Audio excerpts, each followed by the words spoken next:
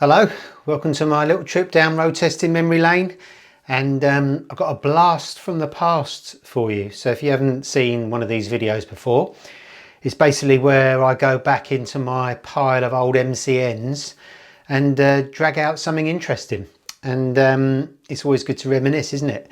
So I'm going to go back 20 years now to when Triumph launched its Speed Triple 1050.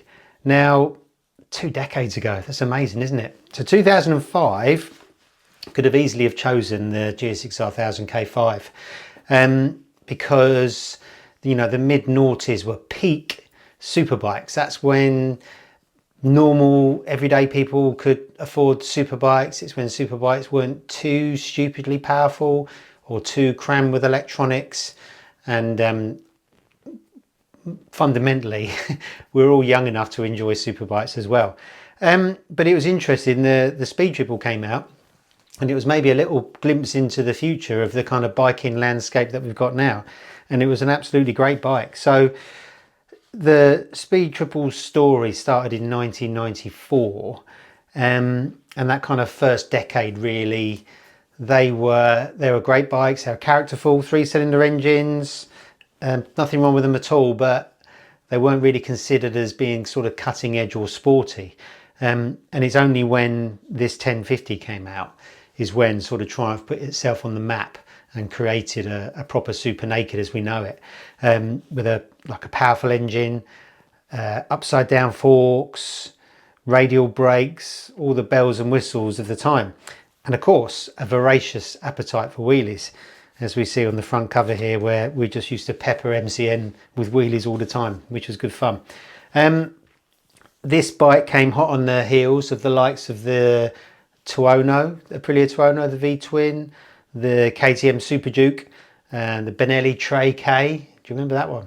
And a few others, and we'll go on to those later because we'll have a look at an MCN with a group test in it. And I did the launch of this Speed Triple in Saint-Tropez, which was nice. And I was kind of blown away by it. It really was something special back in the day. I mean, super nakeds now are very, very popular, and they've got ridiculously expensive, powerful, crammed with electronics and all the rest of it. But really, this was something a bit special back in the day. So this test went in, or this launch test went in MCN on the 2nd of March. 2005. I'll just go through some of the tests. So it was exciting. We'd already kind of gorged on the GSX-R 1000 K5. I did that launch in Eastern Creek, and we'd already done some superbike tests as well.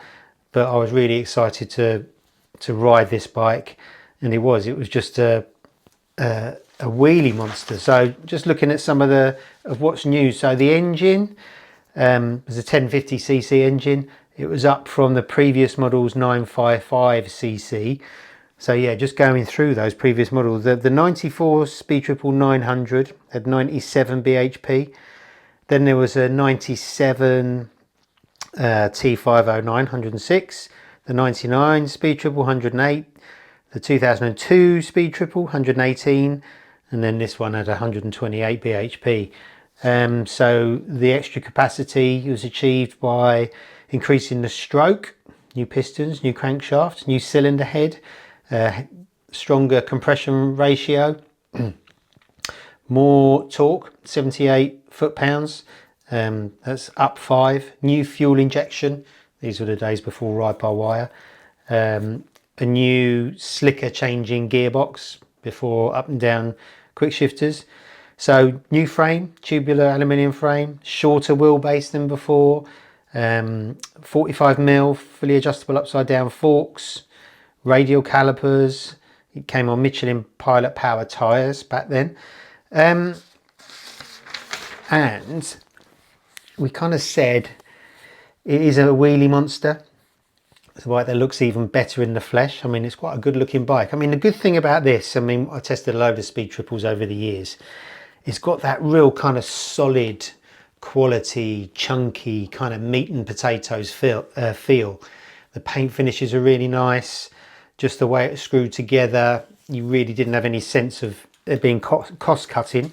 How much was this bike? £7,699. So we were lucky. I mean, obviously that's 20 years ago, and I'm sure if you put an inflation calculator on it now, you'd kind of get up to where speed triples are today. But yeah, under 8 grand, we'd be singing from the rooftops if that was the case now, wouldn't we? What else have we said? It's like a little pit bull terrier. It's so short, it looks like the front and rear wheels are almost going to touch.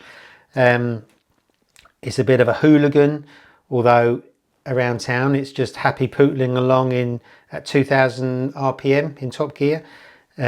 Loads of torque, comfortable seat, roomy riding position, but low enough for shorter riders to be able to get their feet on the floor. Yeah, I've said here, just like the ZX10 and the GSX-R1000, the new Speed Triple feels like it's plugged directly into the mains.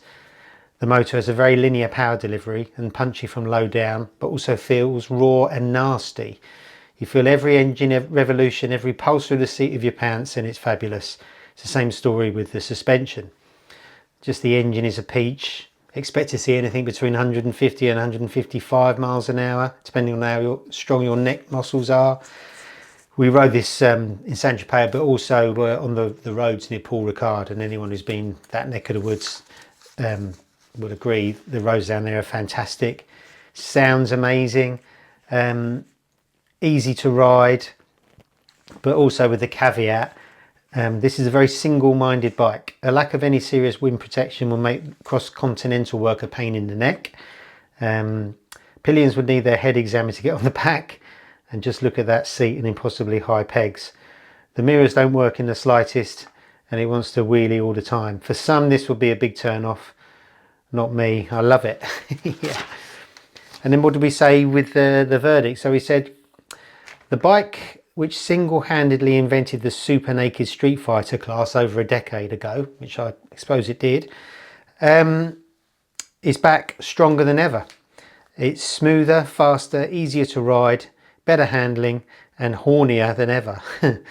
It ticks all the right boxes, but the best thing about the new Speed Triple, which is the whole reason for inventing this bike in the first place, is that it's as much fun as any road bike can ever be, and goes to prove that you don't need a 180 mile an hour track missile to get your kicks. I'll take a black one, please. And the positives, the power all the way through the revs and the handling. The negatives, mirrors. I mean, it's not much of a negative, is it really? Might be too aggressive for some. But yeah, I just remember you have fun in a different way on a super naked. I mean, the sports bikes and the super bikes of the day and now are just incredible. You know, the level of their performance and their handling, and now with the electronics, it's mind-blowing. But you have to be in the mood for a super bike. You can't really use a super bike to its full on the road at all. Even then you couldn't, although we all used to have a good go. But a Speed Triple or a super naked, you know, you got all that super bike kind of performance. And this wasn't based on a super bike like some super nakeds. There was never like a Daytona version of this, which was always a bit of a shame. But you know, you can enjoy all that performance, but you can also have a nice, easy to ride, practical bike. And it was a lovely bike, and we'll go on in a minute to talk about what it was like in the group test. But before we do that, there's a few little interesting bits in this week's MCN which are worth having a look at. So welcome back. So the first story I've seen is this one about BMW's M bikes. So spied first of BMW's M bikes. So we've got this Enduro, which became the HP2 Enduro. There was the HP2 Mega Moto and the HP2 Sport, which was fantastic. So they were never actually branded as M bikes, but we've suggested there'll be an R1200 GS M. That's never really surfaced, has it? There was this Enduro one which did, but it was called an HP. We thought there might be a K1200 HP or M. There never was, but there was a 1300 and they're fantastic. And then there's a little story about BMW to enter World Superbike with Aprilia's help. So where's this? 2005. It might be when they started to develop the S1000RR.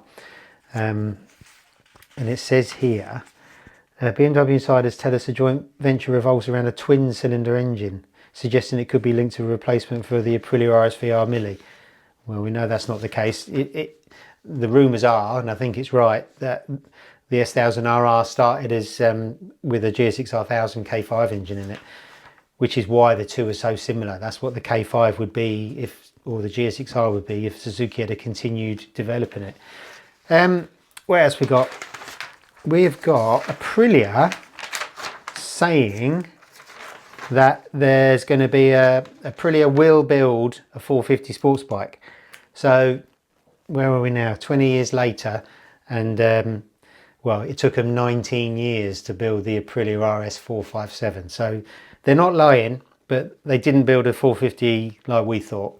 The nearest they came was with the RXV and SXV, V-twin, Enduro and Super Motos, which were kind of short-lived really. They're competition engines, you know, their warranty or their service life was expressed in hours rather than mileage.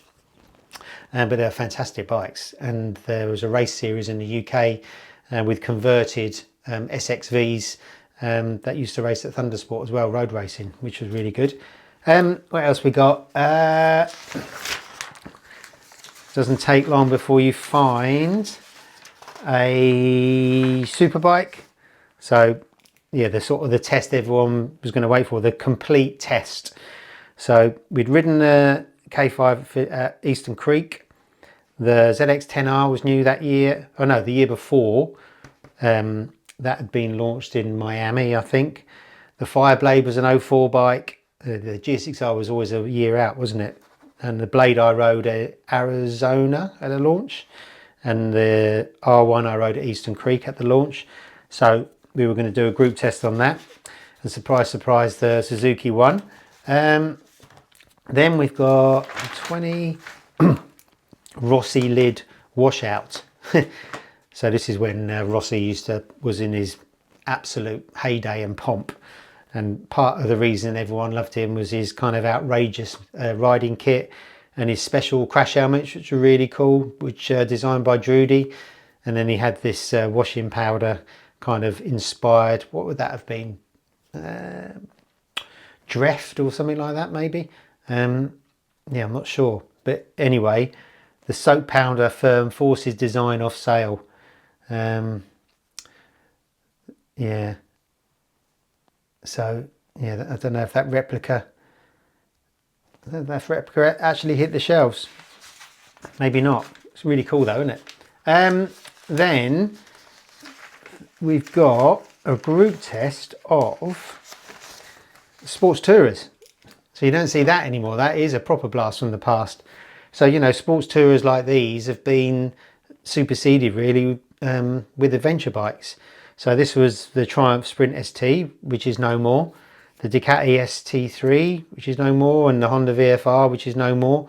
They do the same job as adventure bikes, but they're sportier, so they're not quite as roomy.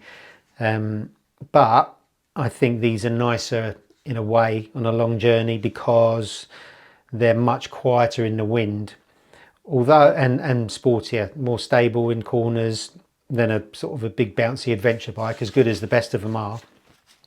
But yeah, that is kind of, it's a shame we don't have, what's left sports tourer wise now. We've got Ninja 1000 SX or 1100 SX now, and the Suzuki GSX-S 1000 GT. I suppose they're the modern day equivalents, but we used to be mad for them back in the day.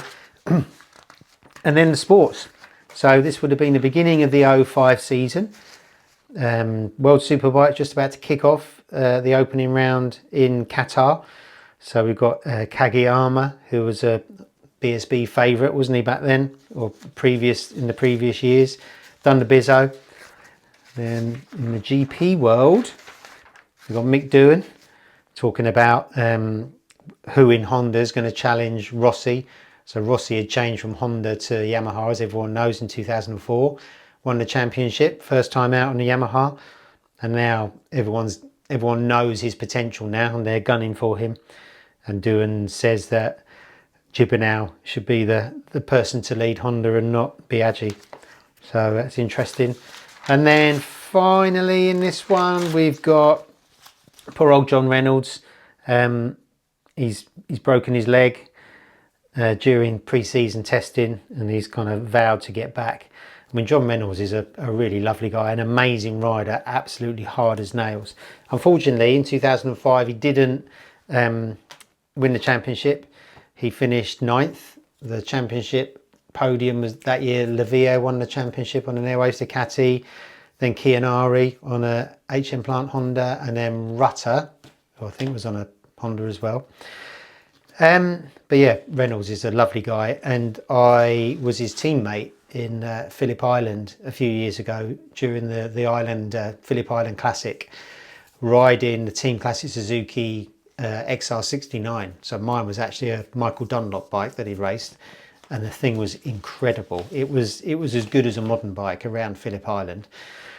I think I did a 1:38 or something around there, which isn't that far off a modern bike time. So that was good. But the thing about John was he hadn't raced for a long time. I think he was a little bit reluctant to come back for whatever reason, whether he didn't want to race if he knew he couldn't be at the front or whatever.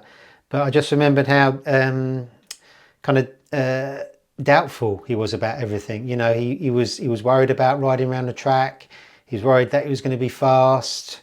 He was worried about getting the bike handling properly. But he'd lost none of his old magic. He's a proper legend. So that's that MCN. A few weeks later, we've got the MCN, the 16th of the 3rd, 2005. And just before I crack on, talking of sport, there's a few little sporty things in here. So what have we got?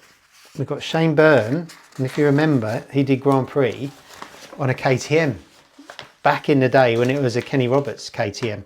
So it was the Roberts chassis that they had evolved the years previous when they run the Honda V5 engine. They've obviously collaborated with KTM, and KTM provided them with a V4. I'm not exactly sure if that V4 was the same V4 that ever went on to be in MotoGP now, whether it was the first evolution or not. But yeah, it's just such a shame that didn't really work out for whatever reason. I mean, Shane could have been one of our top MotoGP riders, you know, given the right chance and maybe the time on the bike. I mean, the Kenny Roberts team, their track record speaks for itself. You know, they were the evil empire, weren't they, in the early 90s?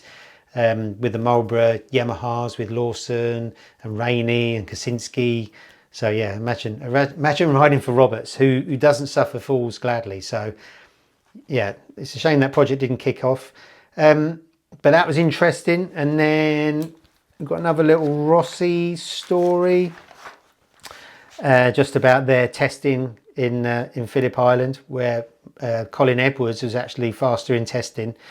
But you know, in this little article they talk about the tyres, and those were the days where it was an open tyre rule. So Michelin would just have dozens and dozens of tyres for the riders to test, and even to the point where during a race weekend, the riders, or the top Michelin riders, would test on Friday and Saturday. Then they'd collate all the data that Michelin required to make a new tyre for the race the next day. So the tyres were manufactured overnight at Clermont-Ferrand, brought to the track, and then the best riders got the best tyres, which kind of is a little bit unfair. You know, the likes of Neil Mackenzie back in the 500 days would have always have had B grade tyres, which why he'd never could have done as well as he perhaps could. And the championship almost became a whoever's got the best tyres are going to win kind of thing, within reason.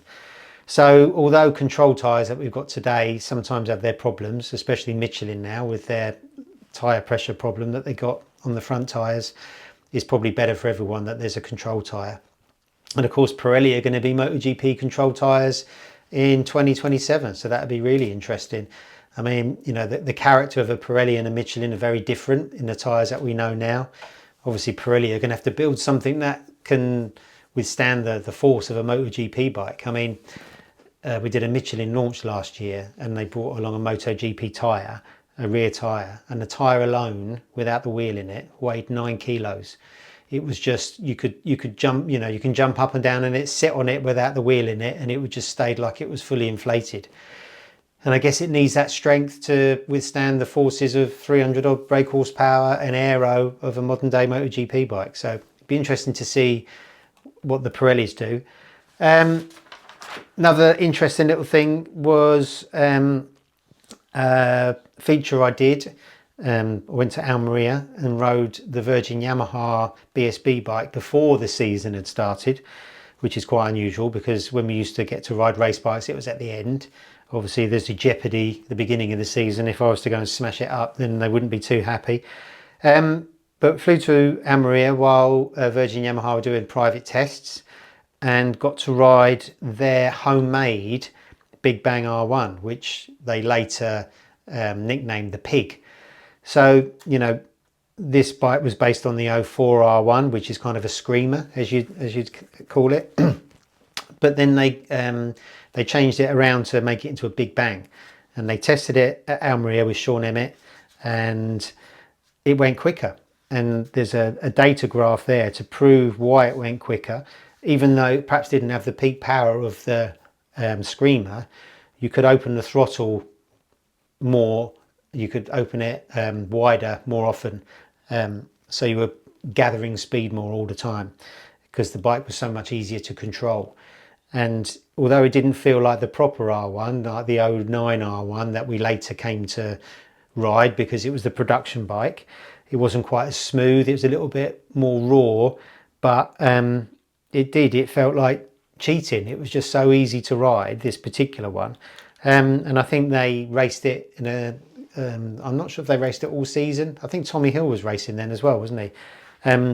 But yeah, it definitely was groundbreaking, and it copied the M1 because when Rossi went to Yamaha in 2004 in pre-season tests, he got to try lots of different configurations of engine, screamers and Big Bangs and everything in between, and chose the Big Bang. And then obviously, you know, he had a lot of success with that bike, and the Rob Mack team decided to emulate it, and that's what became the Superbike later on. So, you know, that was really, really interesting.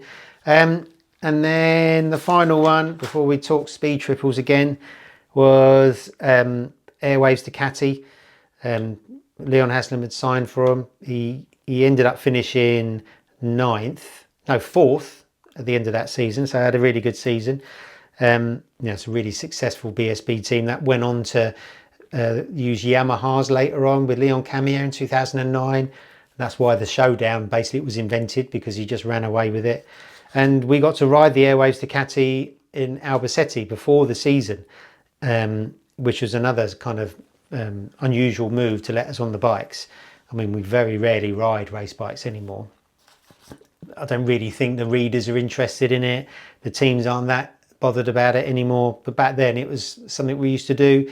The bikes are really special. I mean, the Airwaves Ducati was, it's not a factory Ducati, but it was, you know, like Glen Irwin's would be now. It's like a proper race bike you buy from Ducati with Ducati spares and all the rest of it. They sent me out in the Supersport group rather than a Superbike group, so I wouldn't get in everyone's way.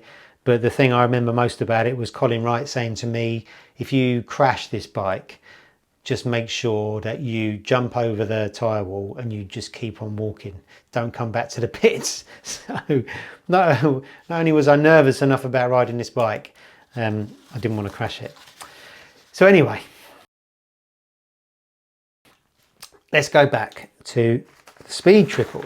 So the speed triple came out, and then what we always do, and the sort of the second kind of leg of the test that we do, we put them together in a group test. So another wheelie shot on the road. Blimey. So yeah, so we've got a lot of super nakeds here. So if I look on the second spread, so the Triumph won it.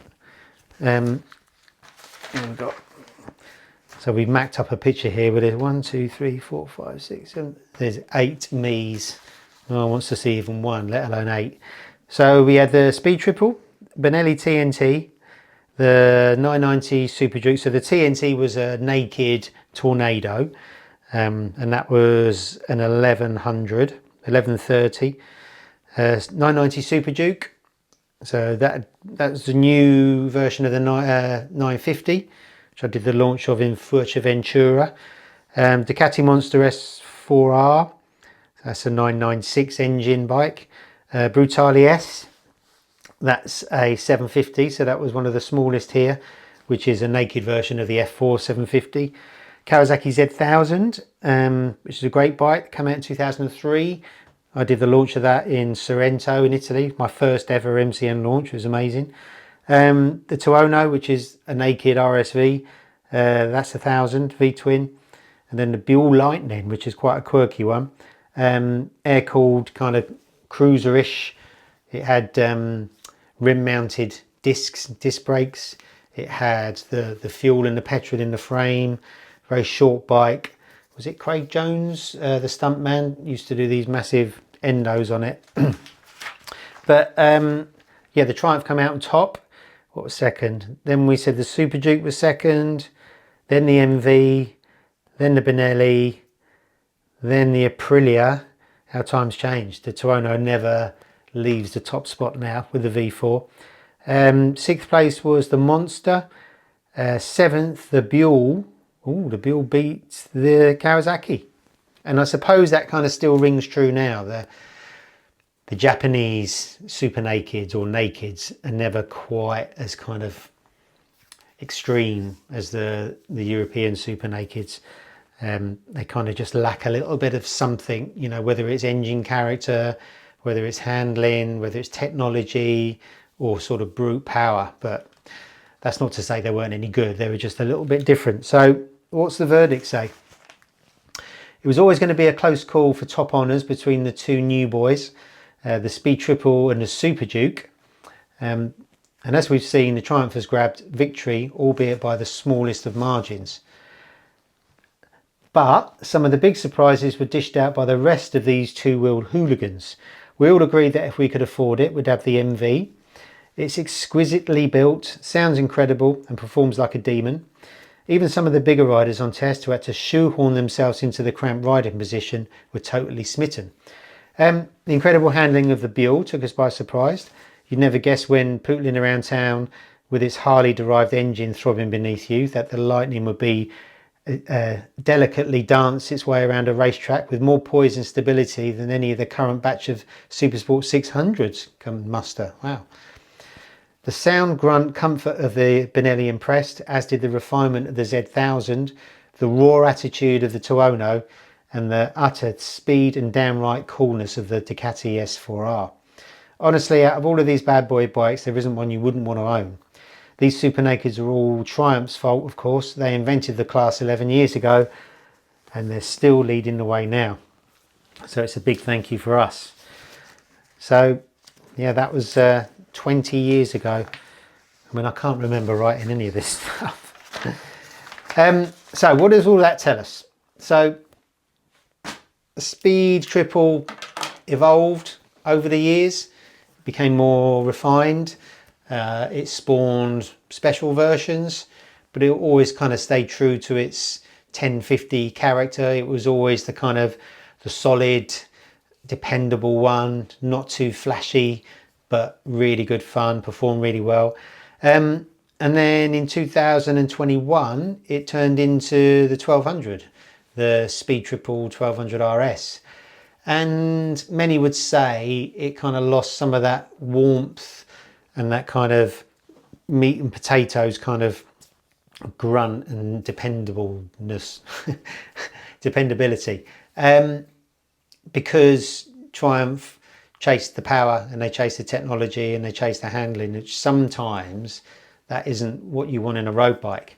So what's even better is that those early 1050s you can still buy.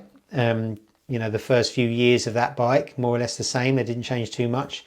But I've seen them like half decent ones for £3,500, between £3,500 and £4,500. There are cheaper ones there, but they've done a lot of miles. So, you know, it's very affordable. If you wanted to get a super naked and you don't want to pay, like, what's the current one? £17,495. And, you know, there's no way it's worth that much more in terms of fun compared to the old bike. But, you know, the old bike from A to B is going to be every bit as fast as even a brand new 2.0 V4. It doesn't have the kind of the impressive power figures on paper or all the electronics or whatever, but, you know, honestly, we thought it was amazing then. Why shouldn't we now? You know, things haven't really changed that much. You know, you can't go a lot faster than you ever could on the road. You know, track day lap times probably aren't a lot different either. So, you know, if you were to find one of those older bikes and put new tires on it, you know, service the suspension and the brakes and maybe get it mapped, I think it would be an absolutely fantastic deal for very little money. And it's a great bike. So that's it for this blast from the past. Thanks very much for watching. If there's any kind of older bikes which you'd like to see in these blasts from the past, you know, we'll dig out the launch report from back in the day if I've still got it, and kind of have a chat about what the bikes were like then and how we view them today. You know, just say so in the comments. But in the meantime, thanks for watching, and I'll see you soon.